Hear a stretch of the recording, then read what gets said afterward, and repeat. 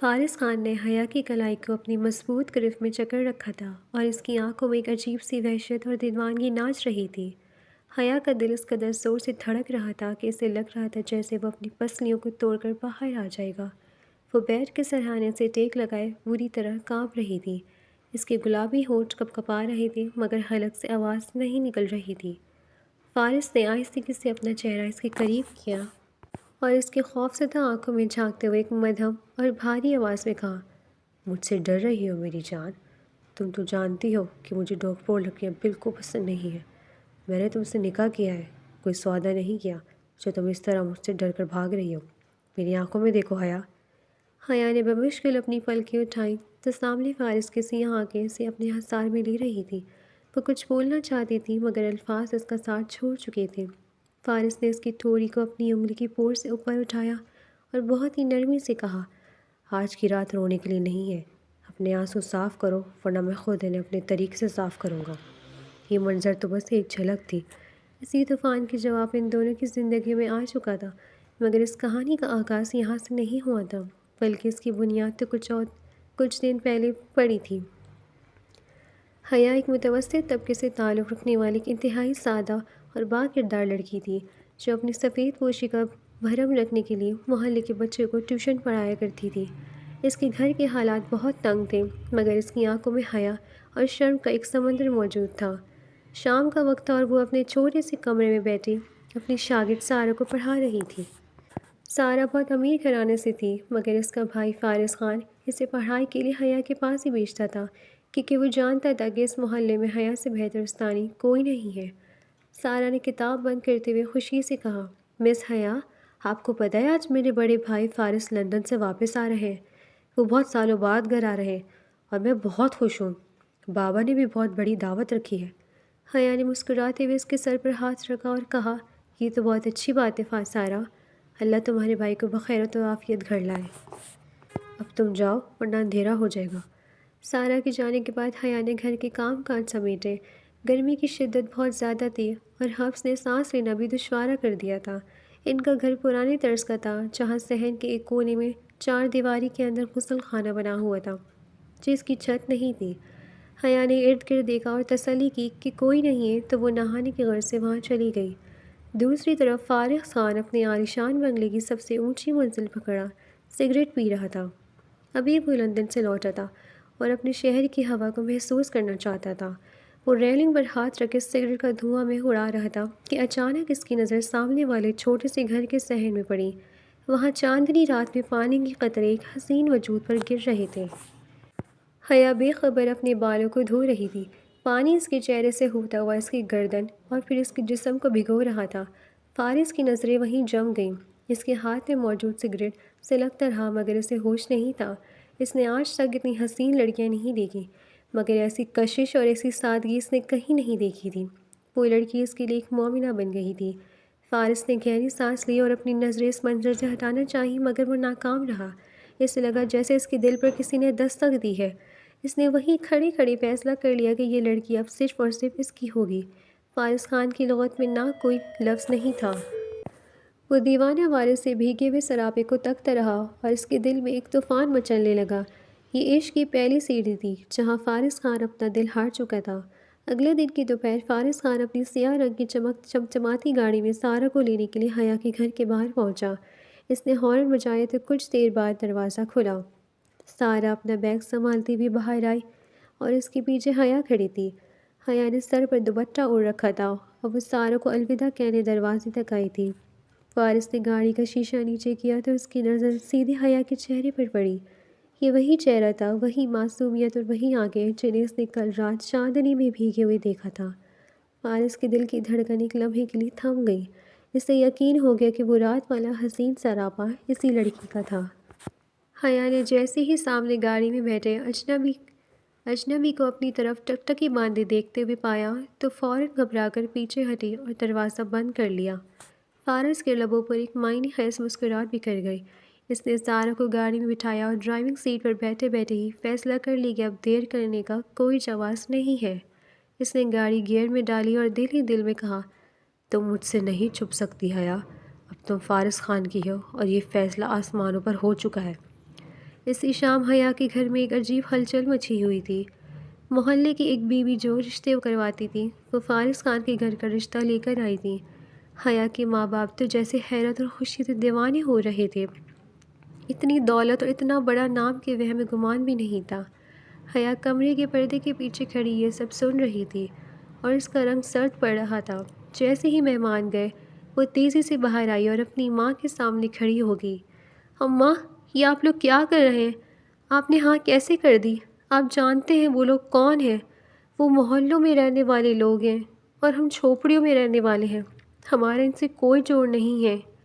حیا کی ماں نے غصے سے اسے دیکھا اور کہا، تمہارا دماغ تو خراب نہیں ہو گیا حیا؟ اتنے بڑے گھر سے رشتہ آیا ہے اور تم نخرے کر رہی ہو۔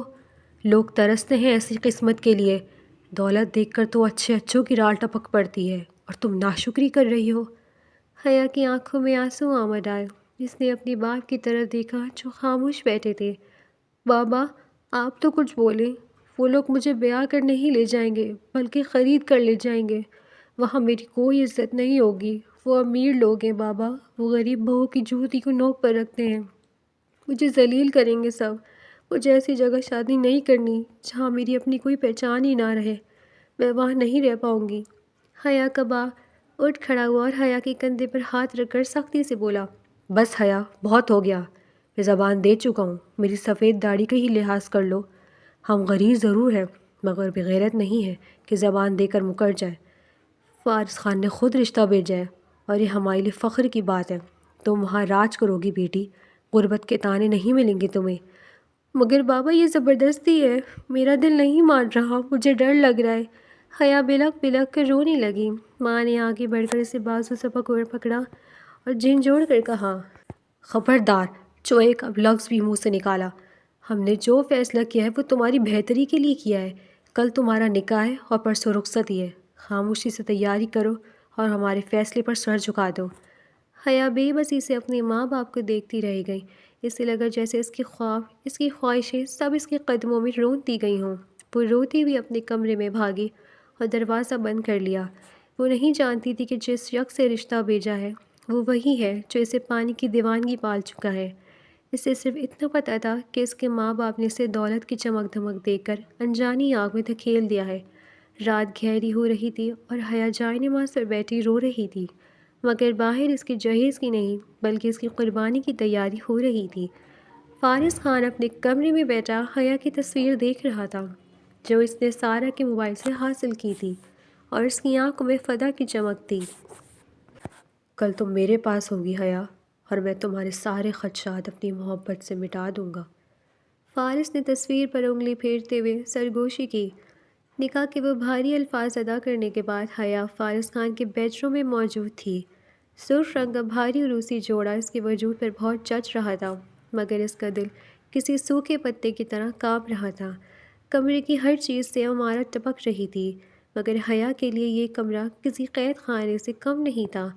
وہ سمٹ کر بیڈ کے ایک کونے میں بیٹھی تھی اور اس کی آنکھوں سے مسلسل آنسو جاری تھے۔ اسے اپنے باپ کے الفاظ یاد آ رہے تھے اور پھر اپنی ماں کی بے حسی یاد آ رہی تھی۔ اچانک دروازہ کھلنے کی آواز آئی اور حیا کا دل اچھل کر حلق میں آ گیا۔ فارس خان آہستگی سے چلتا ہوا کمرے میں داخل ہوا اور اس نے دروازہ لاک کر دیا۔ حیا نے گھبرا کر اپنے گھٹنوں میں سر دے دیے تاکہ وہ اس شخص کا سامنا نہ کر سکے۔ فارس کے چہرے پر ایک عجیب سی سنجیدگی اور سختی تھی۔ وہ چلتا ہوا بیڈ کے قریب آیا اور حیا کے بالکل سامنے کھڑا ہو گیا۔ فارس نے انتہائی سرد لہجے میں کہا، تمہیں کیا لگتا تھا حیا کہ تم مجھ سے بچ جاؤ گی؟ میں نے جو ایک بار ٹھان لیا تو اسے حاصل کر کے ہی رہتا ہوں۔ اب تم میری قید میں ہو اور یہاں سے باہر جانے کا کوئی راستہ نہیں ہے۔ سر اٹھا کر دیکھو اپنے حاکم کی طرف۔ حیا بری طرح سہم گئی۔ اس کا ڈر یقین میں بدل رہا تھا کہ امیر لوگ ظالم ہوتے ہیں۔ فارس نے دیکھا کہ وہ سر نہیں اٹھا رہی تھی تو وہ جھکا اور حیا کے بازو اپنی مضبوط گرفت میں لے کر اسے سیدھا کیا۔ حیا نے چیخ مارنی چاہی مگر آواز اس کے گلے میں ہی گھٹ گئی۔ فارس نے اس کے چہرے پر جھکے ہوئے دوپٹے کو ہٹایا تو حیا کا بھیگا ہوا چہرہ اس کے سامنے تھا۔ فارس نے اپنی آنکھوں میں ایک موضوعی سختی پیدا کرتے ہوئے اسے مزید ڈرانے کے لیے کہا، یہ آنسو مجھے پگھلا نہیں سکتے حیا۔ تم جانتی ہو کہ میں نے تمہیں پانے کے لیے کیا کچھ نہیں کیا۔ تم میری ضد تھی اور آج تم میری دسترس میں ہو۔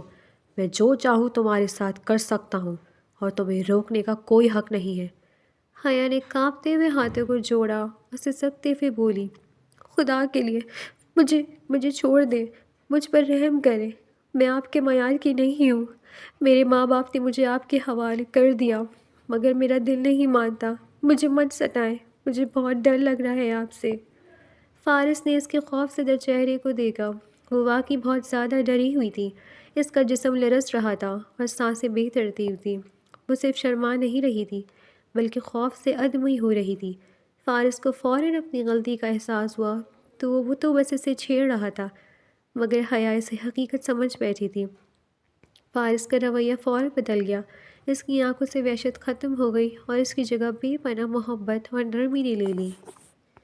اس نے حیا کے جوڑے ہوئے ہاتھوں کو اپنے ہاتھوں میں لیا اور نرمی سے انہیں چوما۔ فارس نے بیڈ پر اس کے قریب بیٹھتے ہوئے انتہائی دھیمے لہجے میں کہا، حیا، میری طرف دیکھو، پلیز میری آنکھوں میں دیکھو۔ میں مذاق کر رہا تھا، میں تمہیں ڈرانا نہیں چاہتا تھا میری جان۔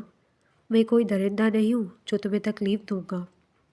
حیا ابھی بھی ہچکیاں لے رہی تھی اور اسے یقین نہیں آ رہا تھا۔ فارس نے ہاتھ بڑھا کر اپنے انگوٹھے سے اس کے گالوں پر بہتے ہوئے آنسو صاف کیے اور اس کا چہرہ اپنے دونوں ہاتھوں کے پیالے میں بھر لیا۔ تم میری بیوی ہو حیا، کوئی خریدی ہوئی غلام نہیں ہوں۔ میں نے تم سے نکاح کیا ہے، تم سے محبت کی ہے۔ میں تو بس تمہاری توجہ چاہتا تھا۔ مجھے معاف کر دو اگر میں نے تمہیں ڈرایا۔ میں مر جاؤں گا مگر تمہیں کبھی کوئی دکھ نہیں دوں گا۔ تم تو میری وہ دعا ہو جو برسوں بعد قبول ہوئی ہے۔ حیا نے فارس کی آنکھوں میں دیکھا جہاں صرف سچائی اور محبت تھی۔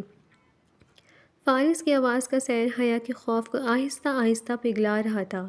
فارس نے اپنا ماتھا حیا کے ماتھے سے ٹکا دیا اور سرگوشی کی، مجھے ایک موقع دو حیا، میں تمہیں اتنی محبت دوں گا کہ تم ساری دنیا کے غم بھول جاؤ گی، بس مجھ پر بھروسہ کرو۔ حیا کی سسکیاں اب تھم چکی تھیں اور اس کے دل میں فارس کے لیے جانا سا احساس کڑوچ لے رہا تھا۔ یہ رات خوف سے شروع ہوئی تھی مگر اب محبت کے سفر کا آغاز بن رہی تھی۔ فارس کی محبت بری سرگوشی نے حیا کے دل سے خوف کے سائے کافی حد تک کم کر دیے تھے۔ وہ اب بھی اس کے سینے سے لگی بیٹھی تھی اور فارس کے ہاتھوں کا لمس اسے ایک عجیب سا تحفظ دے رہا تھا۔ کمرے میں خاموشی تھی مگر ان دونوں کی سانسوں کی آوازیں ایک دوسرے کو سنائی دے رہی تھیں۔ فارس نے محسوس کیا کہ حیا اس بھاری بھرکم عروسی جوڑے اور زیورات کے بوجھ تلے دبی ہوئی ہے اور پسینے کی ننھی بوندیں اس کی پیشانی پر چمک رہی ہے۔ فارس نے نرمی سے اسے خود سے تھوڑا الگ کیا اور اس کی جھکی ہوئی پلکوں کو دیکھتے ہوئے بولا، تم اس لباس میں بہت تھک گئی ہو حیا، یہ زیورات تمہاری نزاکت پر بوجھ بن رہے ہیں۔ مجھے اجازت دو کہ میں تمہیں اس قید سے آزاد کر دوں۔ حیا نے گھبرا کر اپنی بڑی بڑی آنکھیں اٹھائیں اور نفی میں سر ہلاتے ہوئے پیچھے کھسکنے کی کوشش کی۔ نہیں، میں خود کر لوں گی، آپ پلیز ادھر مت دیکھیں۔ فارس اس کی اس معصوم ادا پر مسکرا دیا۔ اس کی مسکراہٹ میں اب وہ وحشت نہیں تھی بلکہ ایک شوق رنگ تھا۔ وہ آگے بڑھا اور حیا کے کان کے پاس جھک کر اپنی گرم سانسیں اس کی گردن پر چھوڑتے ہوئے بولا، تمہارا شوہر ہوں حیا، کوئی غیر نہیں۔ آج کی رات ہمارے درمیان کوئی پردہ نہیں ہونا چاہیے۔ اس سے پہلے کہ حیا کچھ بولتی، فارس نے اچانک سے اپنی مضبوط باہنوں میں اٹھا لیا۔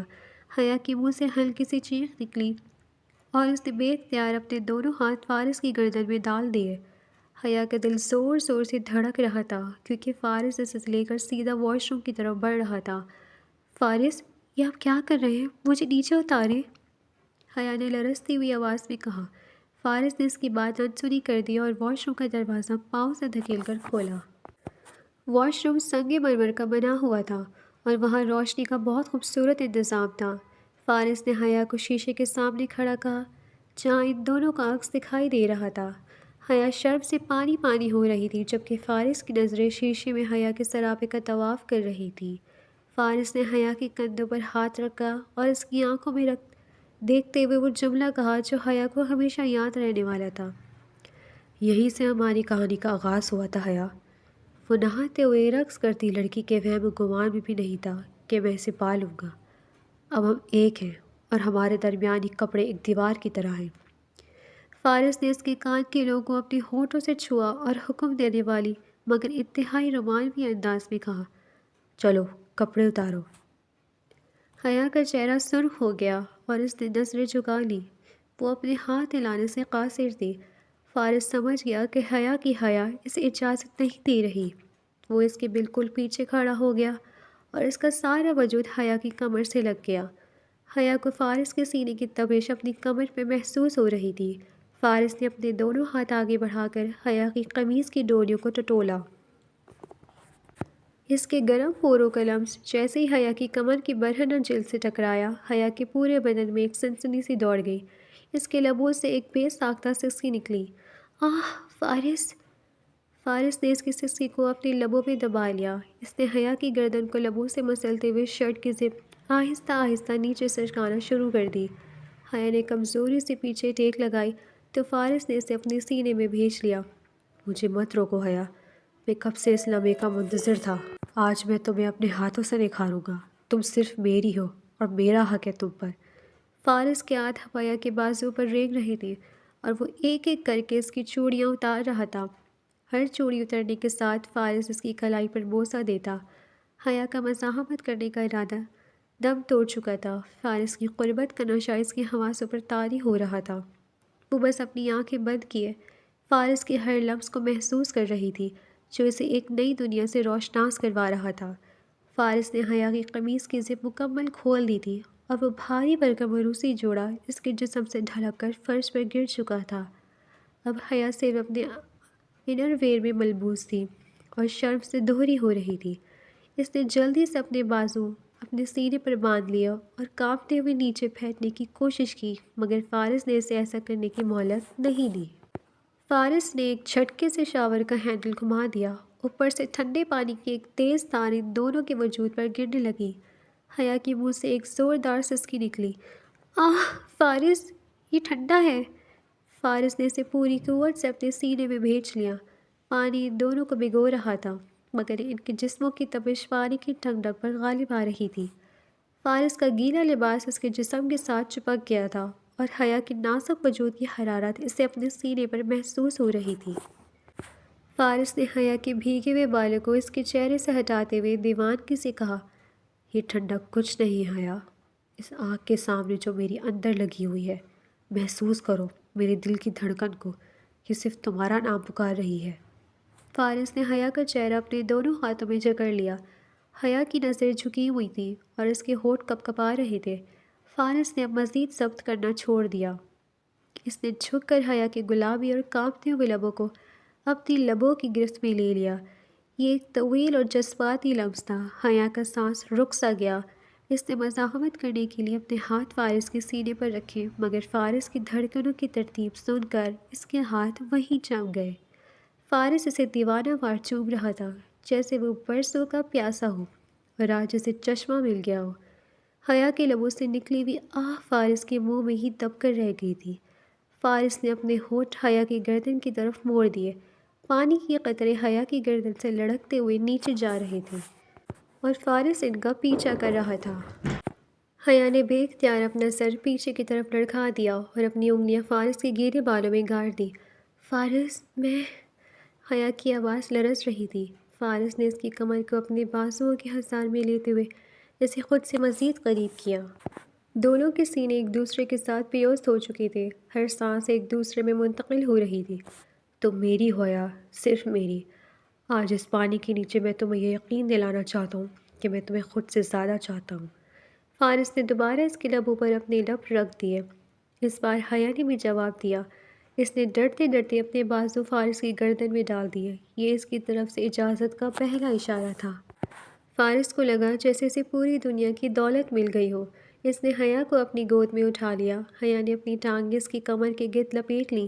شاور کا پانی مسلسل ان پر برس رہا تھا اور وہ دونوں دنیا مافیا سے بے خبر ایک دوسرے کی محبت میں کھوئے ہوئے تھے۔ کچھ دیر بعد فارس نے شاور بند کیا اور وہیں کھڑے کھڑے ایک بڑا تولیہ حیا کے گرد لپیٹ دیا۔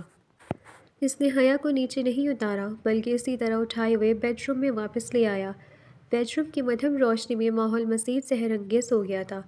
فارس نے حیا کو انتہائی نرمی سے بیڈ پر لٹایا۔ حیا کی آنکھیں اب بھی بند تھیں اور اس کا سینہ تیزی سے اوپر نیچے ہو رہا تھا۔ فارس نے جلدی سے اپنا گیلا لباس تبدیل کیا اور حیا کے پاس آ کر لیٹ گیا۔ اس نے حیا کو کھینچ کر اپنے پہلو میں کر لیا اور کمبل ان دونوں کے اوپر تان لیا۔ اندھیرے اور کمبل کی گرمائش میں فارس کے ہاتھ حیا کے جسم پر رینگنے لگے۔ حیا نے اپنا چہرہ فارس کے سینے میں چھپا لیا۔ مجھے اب بھی یقین نہیں آ رہا کہ آپ واقعی مجھ سے اتنی محبت کرتے ہیں، حیا نے مدھم آواز میں کہا۔ فارس نے اس کی پیشانی پر بوسہ دیا اور اس کا ہاتھ پکڑ کر اپنے دل پر رکھتے ہوئے بولا، یہ دھڑکن سن رہی ہو؟ یہ تب تک چلے گی جب تک تم میرے ساتھ ہو۔ آج کی رات ہماری محبت کی معراج ہے۔ آج تم مجھ سے کوئی پردہ نہیں رکھو گی۔ فارس ایک بار پھر حیا پر جھک گیا۔ اس نے حیا کے کان کی لو کو اپنے دانتوں سے ہلکا سا چھوا تو حیا کے جسم میں سنسنی دوڑ گئی۔ اس کے منہ سے بے اختیار آہ نکلی اور اس نے فارس کو زور سے جکڑ لیا۔ کمرے میں اب صرف ان کی مدھم سرگوشیاں اور محبت بھری سسکیاں گونج رہی تھیں۔ یہ دو اجنبی روحوں کا ملن تھا جو اب ایک ہو ہی رہی تھی۔ صبح کی سنہری کرنیں کھڑکی کے پردوں سے چھن کر بیڈ پر پڑ رہی تھیں، جہاں حیا فارس کے مضبوط بازوؤں کے حصار میں گہری نیند سو رہی تھی۔ رات کے خوبصورت اور تھکا دینے والے لمحات کے بعد اس کے چہرے پر ایک عجیب سا سکون اور معصومیت تھی۔ فارس جاگ چکا تھا اور ایک ہاتھ سے اپنا سر ٹیکے دوسرے ہاتھ کی انگلی سے حیا کے چہرے کے نقوش کو چھو رہا تھا۔ اس کی انگلی حیا کی پیشانی سے ہوتی ہوئی اس کی بند آنکھوں کے پپوٹوں اور پھر اس کے گلابی لبوں پر آ کر رک گئی۔ فارس کے لمس سے حیا نے ہلکی سی چبش کی اور آہستگی سے اپنی آنکھیں کھول دیں۔ سامنے فارس مسکراتا ہوا اور محبت سے لبریز چہرہ دیکھ کر اسے رات کے تمام مناظر یاد آ گئے اور شرم کی ایک لہر اس کے پورے وجود میں دوڑ گئی۔ اس نے فوراً اپنا چہرہ فارس کے سینے میں چھپا لیا۔ فارس نے ایک زوردار قہقہہ لگایا اور اسے اپنے ساتھ مزید بھیج لیا۔ دونوں کے جسم ایک دوسرے کی حرارت کو محسوس کر رہے تھے۔ میری جان، اب چھپنے کا کوئی فائدہ نہیں ہے۔ رات کے اندھیرے میں تم نے مجھ پر جو اعتبار کیا ہے، اس کے بعد اب کوئی پردہ نہیں رہا۔ فارس نے اس کے کان میں سرگوشی کی۔ حیا نے وہیں چھپے چھپے مدھم آواز میں کہا، فارس پلیز مجھے چھوڑیں، صبح ہو گئی ہے، سب نیچے انتظار کر رہے ہوں گے، مجھے بہت شرم آ رہی ہے۔ فارس نے زبردستی اس کا چہرہ اوپر اٹھایا اور اس کی آنکھوں میں دیکھتے ہوئے بولا، میرے لیے تو صبح تبھی ہوتی ہے جب میں تمہاری ان جھیل جیسی آنکھوں میں خود کو دیکھ لیتا ہوں۔ تم جانتی ہو حیا، تم کتنی حسین ہو۔ یہ کہتے ہوئے فارس نے جھک کر حیا کے لبوں پر ایک طویل اور شستہ بوسہ دیا۔ حیا کی سانسیں پھر سے بے ترتیب ہونے لگیں۔ اس نے اپنے دونوں ہاتھ فارس کے ننگے سینے پر رکھ کر دیے اور اس کی دھڑکنوں کو اپنی ہتھیلیوں پر محسوس کیا۔ فارس کے ہونٹ اس کی گردن پر رینگنے لگے تو حیا کے منہ سے ایک بے اختیار سسکی نکلی۔ آہ فارس، بس کرے نا۔ فارس نے اس کی گردن پر آخری بوسہ دیا اور اسے آزاد کرتے ہوئے بولا، آج تو چھوڑ آؤں، لیکن رات کو یہ ادھار چکانا پڑے گا۔ جاؤ، تیار ہو جاؤ۔ حیا جلدی سے اٹھ کر واش روم کی طرف بھاگی۔ کچھ دیر بعد جب وہ تیار ہو کر نکلی تو اس نے ایک ہلکے گلابی رنگ کا سوٹ پہن رکھا تھا جس میں وہ کسی کھلی ہوئی کلی کی طرح لگ رہی تھی۔ فارس بھی تیار ہو چکا تھا۔ اس نے حیا کا ہاتھ اپنے ہاتھ میں لیا اور دونوں کمرے سے باہر نکلے۔ سیڑھیوں سے اترتے وقت فارس کی گرفت حیا کے ہاتھ پر بہت مضبوط تھی، جیسے وہ اسے دنیا سے بچا کر رکھنا چاہتا ہو۔ ڈائننگ ہال میں فارس کی والدہ بیگم طلعت اور اس کی پھپھو کی بیٹی ماہین ناشتے کی میز پر موجود تھی۔ ماہین فارس کو بچپن سے پسند کرتی تھی اور اس اچانک شادی سے اس کے اندر حسد کی آگ جل رہی تھی۔ جیسے ہی فارس اور حیا میز کے قریب پہنچے، ماحول میں ایک عجیب سی تناؤ والی خاموشی چھا گئی۔ حیا نے آگے بڑھ کر بیگم طلعت کو سلام کیا۔ السلام علیکم امی جان۔ بیگم طلعت نے سر دھرمی سے جواب دیا اور سر کے اشارے سے بیٹھنے کو کہا۔ فارس نے حیا کی کرسی کھینچی اور اسے بٹھایا۔ حیا کو بہت عجیب لگ رہا تھا کیونکہ ماہین اسے کھا جانے والی نظروں سے گھور رہی تھی۔ ناشتہ ابھی شروع ہی ہوا تھا کہ اچانک ماہین نے زور سے چمچ پلیٹ میں رکھا اور بلند آواز میں بولی، تائی امی، میرے ہیرے کا بریسلیٹ غائب ہے۔ میں نے کل رات اسے ڈریسنگ ٹیبل پر رکھا تھا اور اب وہ وہاں نہیں ہے۔ فارس نے چونک کر ماہین کو دیکھا اور سنجیدگی سے بولا، ماہین دھیان سے دیکھو، ادھر ادھر گر گیا ہوگا، گھر میں کون لے گا تمہارا بریسلیٹ؟ ماہین نے زہریلی نظروں سے حیا کی طرف دیکھا اور طنزیہ انداز میں بولی، فارس بھائی، گھر میں جب نئے لوگ آ جائیں جن کا پس منظر ہمیں معلوم ہی نہ ہو تو ایسی چیزیں ہونا شروع ہو جاتی ہیں۔ ان غریبوں کی نیتیں امیر گھرانے دیکھ کر خراب ہو ہی جاتی ہیں۔ حیا کا رنگ پھک پڑ گیا، اسے سمجھ آ گئی کہ اشارہ کس طرف ہے۔ فارس غصے سے کھڑا ہو گیا اور میز پر ہاتھ مارتے ہوئے گرجا۔ ماہین، اپنی زبان کو لگام دو، حیا میری بیوی ہے اور اس گھر کی مالکن، تمہاری ہمت کیسے ہوئی اس پر الزام لگانے کی؟ ماہین بھی کھڑی ہو گئی اور ایک ڈرامائی انداز سے بولی، میں الزام نہیں لگا رہی، ثبوت دوں گی۔ میں نے ابھی نوکرانی سے کہا تھا کہ ہویا کے کمرے کی تلاشی لے۔ اسی وقت نوکرانی ڈرتے ڈرتے اندر داخل ہوئی اور اس کے ہاتھ میں ماہین کا ہیرے کا بریسلیٹ تھا۔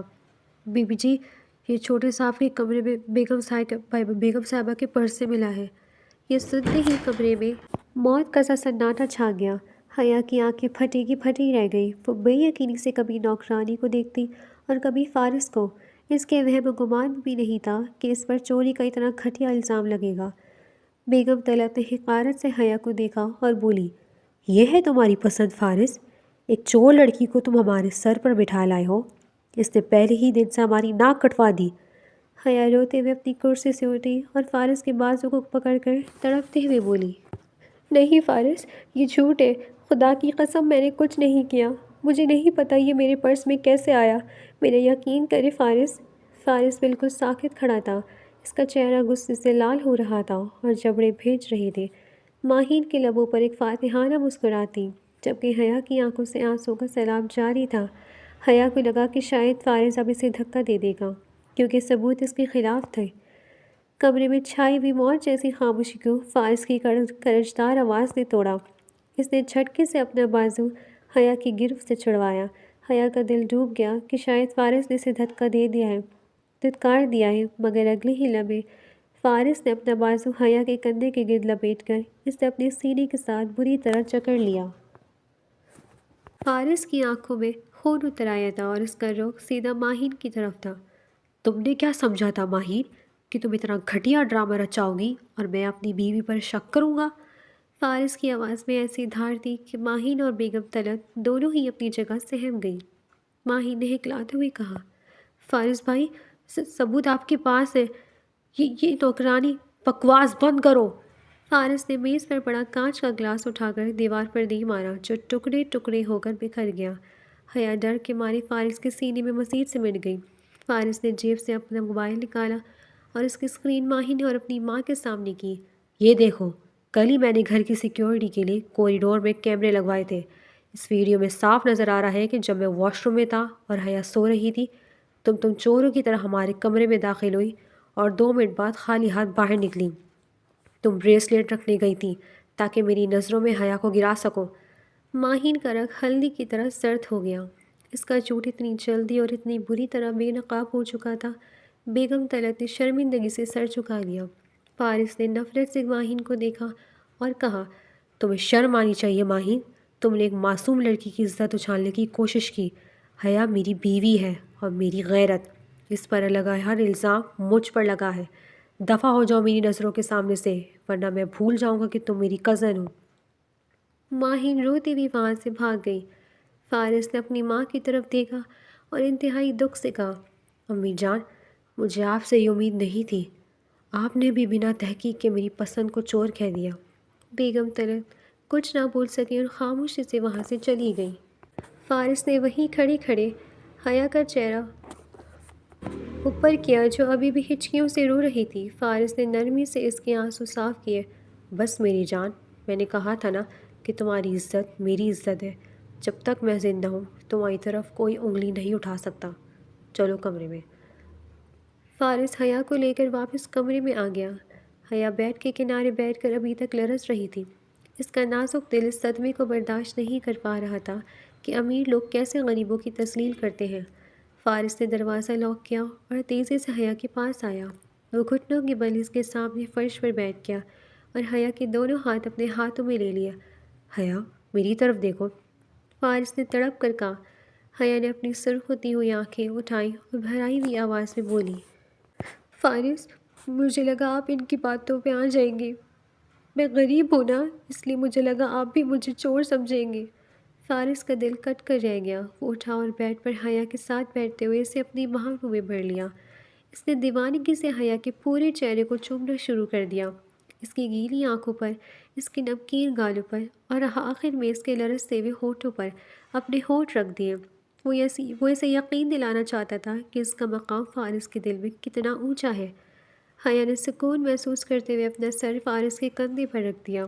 فارس اس کے بالوں میں انگلیاں پھیرتے ہوئے بولا، تم میری روح ہو حیا، کیا کوئی اپنی روح کو بھی خود سے جدا کر سکتا ہے؟ ان لوگوں کی باتوں کو دل سے نکال دو، میں تمہیں اس ماحول سے دور لے جانا چاہتا ہوں جہاں صرف میں اور تم ہو۔ حیا نے چونک کر اسے دیکھا۔ کہاں؟ فارس نے مسکراتے ہوئے اس کی ناک کھینچی۔ ہنی مون پر، ہم کل صبح ہی مالدیپ جا رہے ہیں۔ وہاں سمندر کی بیچوں بیچ میں نے ایک پرائیویٹ ولا بک کروایا ہے۔ وہاں کوئی ماہین، کوئی سازش نہیں ہوگی، وہاں صرف ہمارا پیار ہوگا۔ میں تمہیں اتنی محبت دوں گا کہ تم دنیا کے ہر غم کو بھول جاؤ گی۔ حیا کے چہرے پر پہلی بار صبح کے بعد مسکراہٹ آئی تھی۔ فارس نے اس کی مسکراہٹ کو دیکھتے ہوئے اسے دوبارہ بیڈ پر لٹایا اور اس کے اوپر جھک گیا۔ اب یہ رونا دھونا بند، مجھے میری وہ حیا چاہیے جو کل رات میری بھانوں میں پگھل رہی تھی۔ ابھی تو ہمارا سفر شروع ہوا ہے۔ فارس نے شرارت سے اس کی گردن میں کاٹا تو حیا کھلکھلا کر ہنس دی۔ فارس نے فوراً اس کے ہونٹوں کو اپنی گرفت میں لے لیا اور کمرے کی فضا ایک بار پھر محبت کی گرمائش سے بھر گئی۔ مالدیپ کے نیلے سمندر کے عین درمیان لکڑی کے بنے اس پرائیویٹ ولا میں شام کی خنکی بڑھ رہی تھی۔ چاروں طرف پانی کی لہر کی مدھم آواز تھی، مگر کمرے کے اندر جذبات کا ایک طوفان مچل رہا تھا۔ حیا شیشے کی دیوار کے پاس کھڑی باہر کا منظر دیکھ رہی تھی کہ اچانک اسے اپنی کمر پر ایک مضبوط اور گرم لمس محسوس ہوا۔ فارس نے اسے پیچھے سے اپنی بہانوں کے احاطے میں لے لیا اور اپنی تھوڑی حیا کے کندھے پر رکھ دی۔ کیا سوچ رہی ہو میری جان؟ اب تو ہم دنیا سے بہت دور الگ جنت میں آ گئے ہیں۔ یہاں نہ کوئی دیوار ہے، نہ کوئی پردہ۔ فارس کی گرم سانسیں حیا کی گردن پر پڑ رہی تھیں، جس سے اس کے جسم میں جھرجھری دوڑ گئی۔ حیا نے پلٹ کر فارس کی طرف دیکھا۔ اس نے سفید رنگ کا ریشمی گاؤن پہن رکھا تھا جس میں وہ قیامت ڈھا رہی تھی۔ اس نے شرماتے ہوئے اپنی نظریں جھکا لیں۔ فارس، مجھے یقین نہیں آ رہا کہ میں اتنی خوش قسمت ہوں، آپ نے مجھے اتنی عزت اور محبت دی ہے۔ فارس نے اس کی بات کاٹتے ہوئے اسے اپنی طرف کھینچا اور حیا کا نرم و نازک جسم فارس کے سخت سینے سے ٹکرایا۔ دونوں کے درمیان فاصلہ ختم ہو چکا تھا۔ تم میری قسمت ہو حیا، اور آج کی رات میں تمہیں یہ بتاؤں گا کہ محبت کی انتہا کیا ہوتی ہے۔ فارس نے حیا کا چہرہ اپنے ہاتھوں میں لیا اور جھک کر اس کے گلابی لبوں پر اپنے لب رکھ دیے۔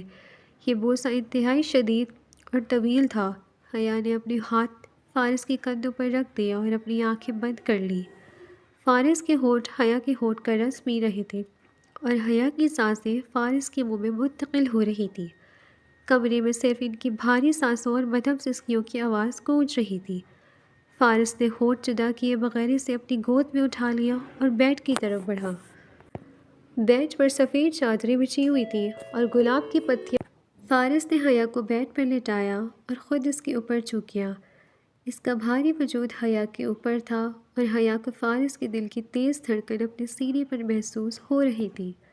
فارس نے حیا کی آنکھوں میں جھانکتے ہوئے سرگوشی کی، تمہاری یہ آنکھیں، یہ ہونٹ، یہ جسم، سب میرا ہے۔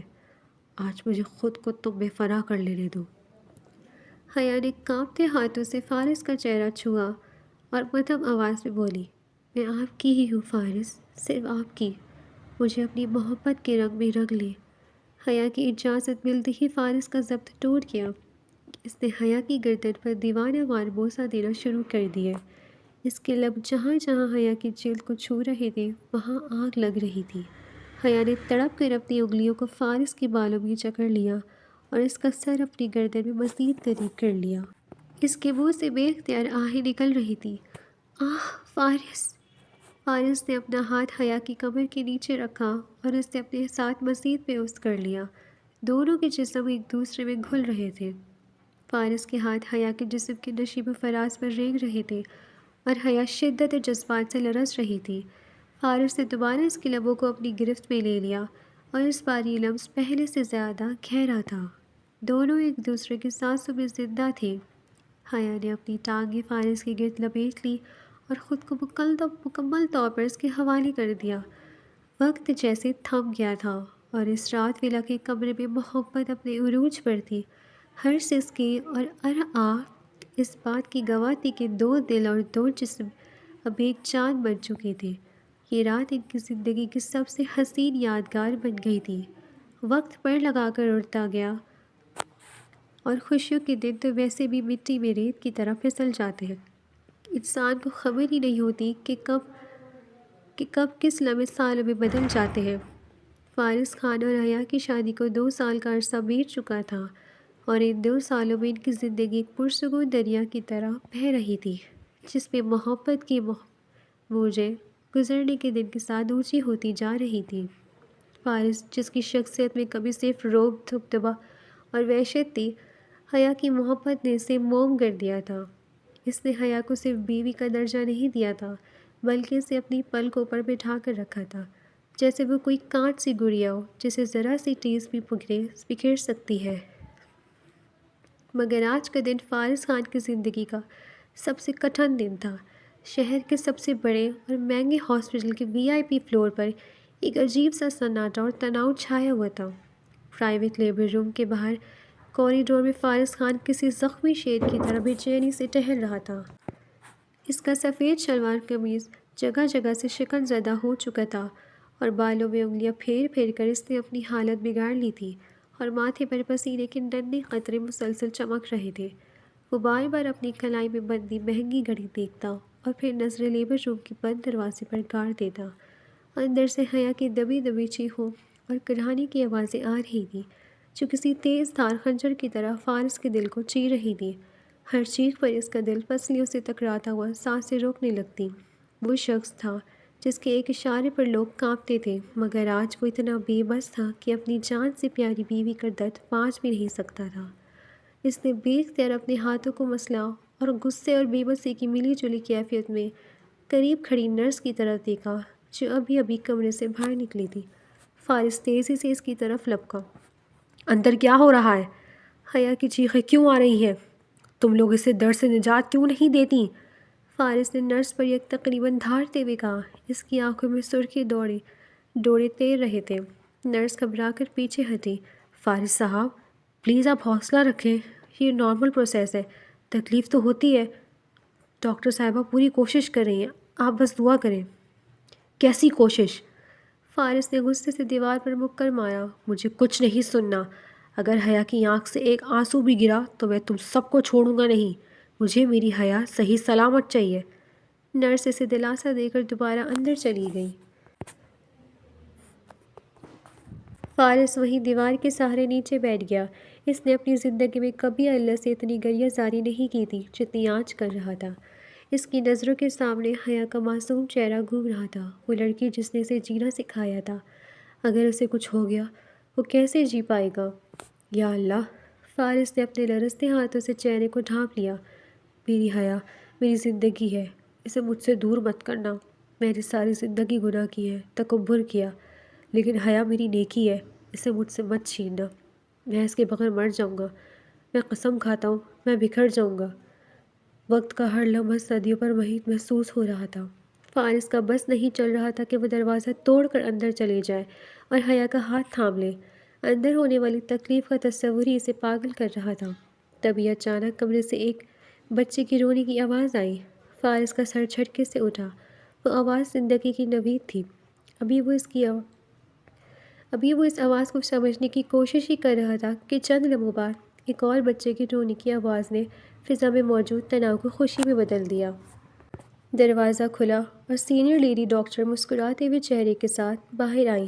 ان کے پیچھے 2 نرسیں تھیں، جن کے ہاتھوں میں سفید نرم و ملائم تولیوں میں لپٹے ہوئے 2 ننھے وجود تھے۔ فارس لڑکھڑاتے قدموں سے کھڑا ہوا۔ اس کا دل اتنی زور سے دھڑک رہا تھا کہ شاید باہر آ جائے گا۔ ڈاکٹر نے قریب آ کر خوشگوار لہجے میں کہا، مبارک ہو فارس خان، بہت بہت مبارک ہو۔ اللہ نے آپ کی دعائیں سن لی ہیں، اس نے آپ کو 2 جڑواں بیٹوں سے نوازا ہے۔ دونوں شہزادے اور ان کی ماں بالکل خیریت سے ہیں۔ یہ سنتے ہی فارس کے پیروں تلے سے زمین نکل گئی تھی۔ ایک عجیب سا سکون اس کے رگوں پہ میں اتر گیا تھا۔ اس نے کانپتے ہاتھوں سے اپنے بھیگے ہوئے چہرے کو صاف کیا۔ اس کی آنکھوں سے خوشی کے آنسو چھلک پڑے تھے، جو رکنے کا نام نہیں لے رہے تھے۔ اس نے بچوں کی طرف ایک نظر دیکھا، وہ سرخ و سفید آنکھوں میں رو رہے تھے، لیکن فارس کی نظریں کسی اور کو ڈھونڈ رہی تھیں۔ میری حیا؟ فارس کی آواز پھر آ گئی تھی۔ وہ ٹھیک ہے نا؟ میں اس سے ملنا چاہتا ہوں، ابھی اور اسی وقت۔ ڈاکٹر نے اس کی بے چینی بھانپ لی اور اسبات میں سر ہلایا۔ جی وہ بالکل ٹھیک ہے، بس کمزوری اور تھک گئی ہیں۔ انہیں پرائیویٹ روم میں شفٹ کر دیا گیا ہے، آپ جا سکتے ہیں۔